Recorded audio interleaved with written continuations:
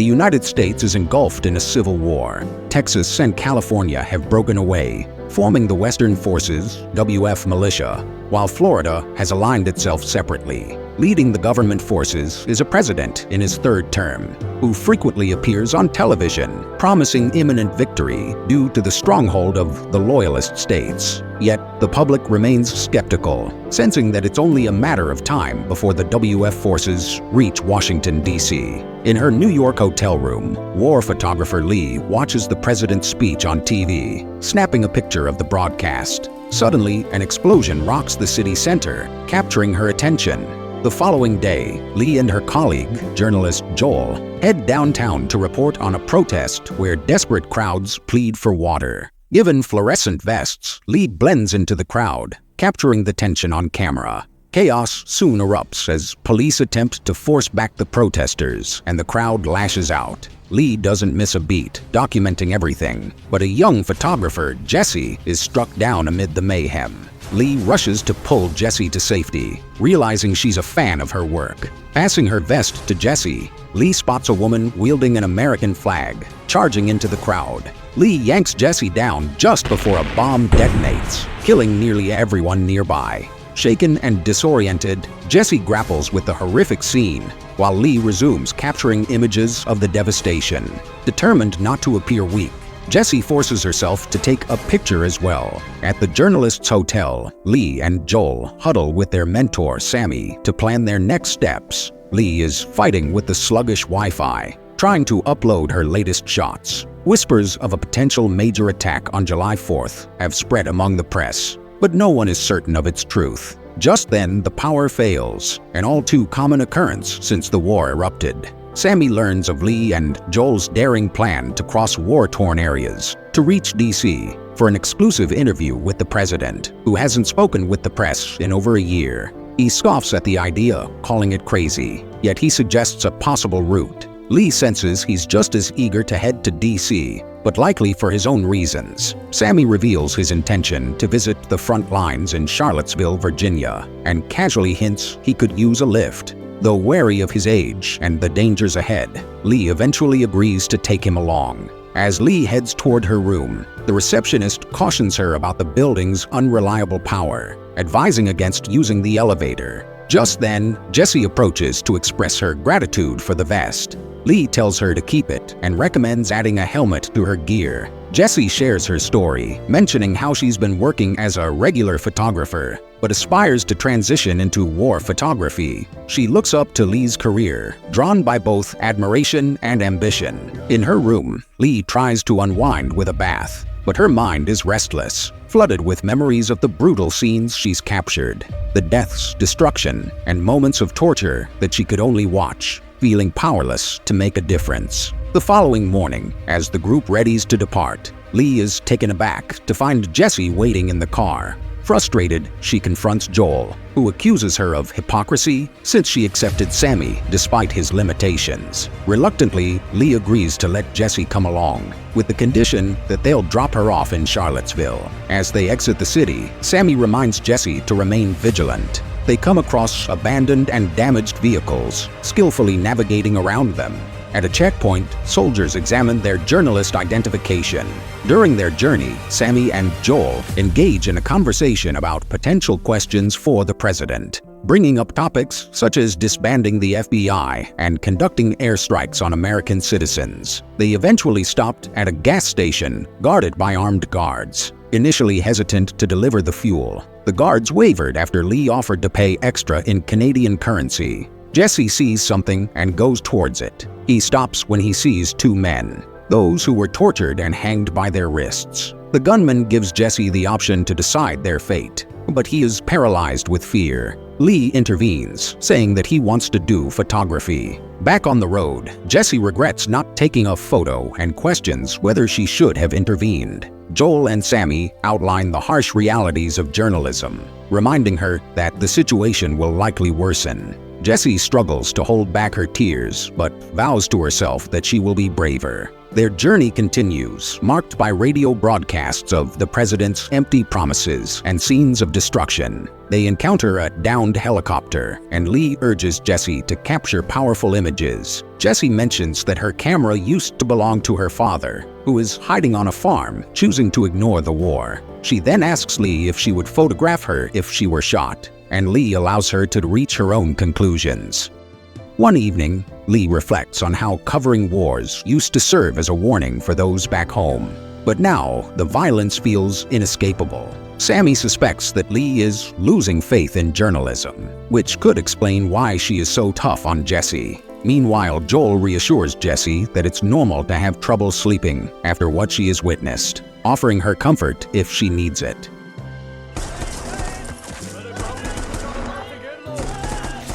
The next day, they find themselves caught in the middle of a gunfight, documenting the chaotic scenes on camera. Jessie courageously films a dying man, struggling to process the horrors unfolding before her. Inside a building, soldiers carry out executions of several enemies, and Jessie records every moment on film. They later arrive at a refugee camp, where Jessie discovers that many of her photos didn't come out as she had hoped. Lee reassures her that this is normal, explaining that usually only 1 in 30 photos is worth keeping. Eventually, Jessie finds a striking image of the dying man, and Lee praises her work. The group arrives in a seemingly untouched town, where life carries on as usual despite the war. When they inquire about this, the locals respond, "We are enjoying life, forgetting everything." Lee manages to capture a rare smile, encouraging her to try on a dress. Meanwhile, snipers are spotted at the top, targeting the city. Sometime later, the group finds an abandoned circus with a dead man in the middle of the road. Lee checks the area with her camera zoom, but doesn't see anyone. Joel decides to move forward, but as soon as they cross the entrance arch, their window gets shot. Panicking, Joel speeds up and runs over the body until he finds a safe spot near a truck to stop. There, they find 2 camouflaged soldiers who are waiting for the shooter in the house to reveal themselves. As the journalists move around to cover this incident, the shooter fires at them and fails. Jessie and Lee take pictures while Joel tries interviewing the soldiers, wanting to know whose side they and the shooter are on. However, the soldiers don't belong to any team. They're just 2 guys trying to kill a person who wants to kill them in return. After some waiting, the soldiers finally bring down the shooter, and the group can leave safely. Sometime later, the journalists notice a car speeding to catch up to them. Fearing the worst, Lee slows down to let them pass. However, the car drives by their side, and a guy screams at them, giving them a scare. Thankfully, it's just a prank, and these guys are Tony and Bohai, fellow journalists and friends of Joel. It turns out that during their night at the hotel, Joel got drunk and told Tony where they were going. Tony also reveals that Joel had hit on Jessie. He's so excited to see them that he climbs through the window and gets in the car with them, saying they're more fun. Jessie is impressed and tries the same trick, ending up in the other car. Bohai likes her better than Tony and speeds up to leave with Jessie. Lee is worried, even though Tony says Bohai is trustworthy, and she gets even more nervous when they stop seeing the other car ahead of them. Suddenly, a military car passes by, and Lee has to go off the road to avoid crashing.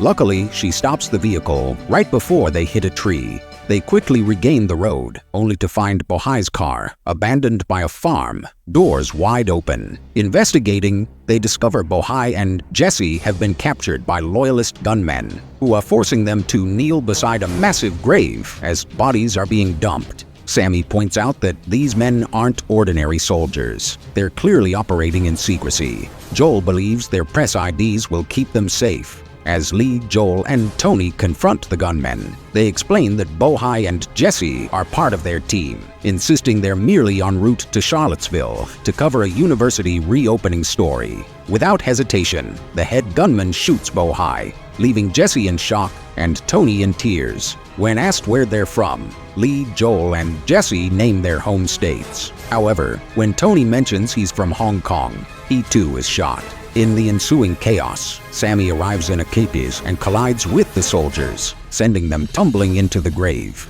Jesse inadvertently falls in as well, scrambling to climb atop the pile of bodies to escape. Joel assists her, and the group jumps back into the car, ignoring the remaining gunman who attempts to shoot at them as they flee. On the road, Jesse and Joel break down emotionally, with Jesse even vomiting. They manage to drive only a mile or two before Sammy announces he can't continue, revealing he's been shot. They shift him to the back seat, and Joel takes over driving, racing through a burning forest. Eventually, they arrive at the WF military base in Charlottesville, which displays a flag with only 2 stars. Tragically, it's too late. Sammy has done it. As Joel yells in anguish, soldiers carry Sammy's body away in a beach, while Lee stares at a photo she took of him lifeless, ultimately deleting it. Shortly after, they learn from fellow journalists that most of the loyalists have surrendered, leaving DC vulnerable, except for a few soldiers. The president's impending death means their anticipated interview is off the table. Joel is sprinting, feeling Sammy's sacrifice was in vain. Lee and Jesse take a moment to grieve, with Jesse confessing that the last few days have been the most frightening, yet exhilarating of her life.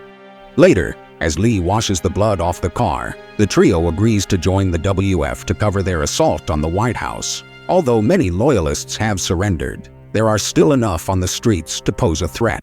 As the WF launches an attack on the Lincoln Memorial, the journalists follow the soldiers. Jesse captures numerous impactful photos, but Lee becomes paralyzed by her PTSD.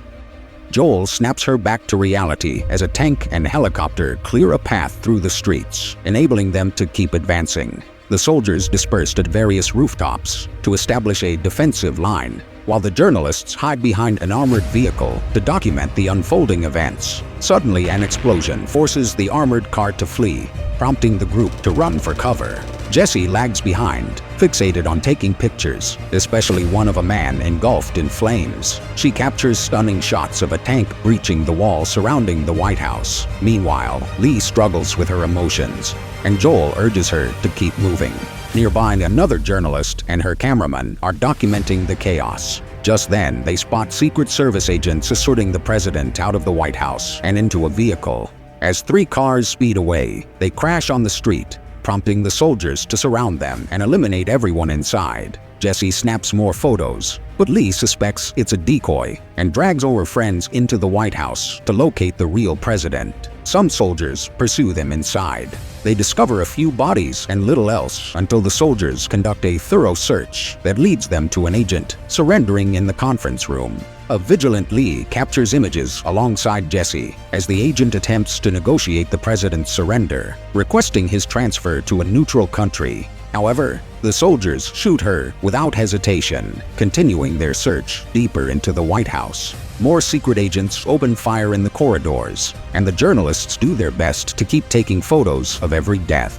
They run through multiple rooms, shooting one loyalist after the other with no mercy. When they reach an area at the back, Jesse takes a risk by standing in the middle of the hallway for a picture, and Lee jumps in front of her because the enemy is about to open fire. Jesse falls to the ground and doesn't hesitate to take pictures of Lee getting shot to death right in front of her. Afterward, Jesse is left in a state of shock for a few seconds, until Joel asks her to come along to the Oval Office. The soldiers have surrounded the president, but before they pull the trigger, Joel asks them to wait for a quote. The president pleads, "Don't let them kill me." And Joel decides that's sufficient. The soldiers finally execute the president, claiming victory in the war. Jesse's last photo captures the soldiers posing next to the president's body, as if it were a trophy. As the war draws to a brutal close, Jesse and Joel find themselves forever changed by what they've witnessed. Through their lenses, they've captured the final chapter of a fractured nation, the heavy toll of conflict, and the undeniable truth that even in the darkest times, stories of courage, sacrifice, and resilience emerge. Thank you for watching. If you found this story powerful, don't forget to like, subscribe, and share your thoughts below. Join us next time as we explore stories that confront the depths of human experience. Until then, stay informed, stay safe, and keep seeking the truth.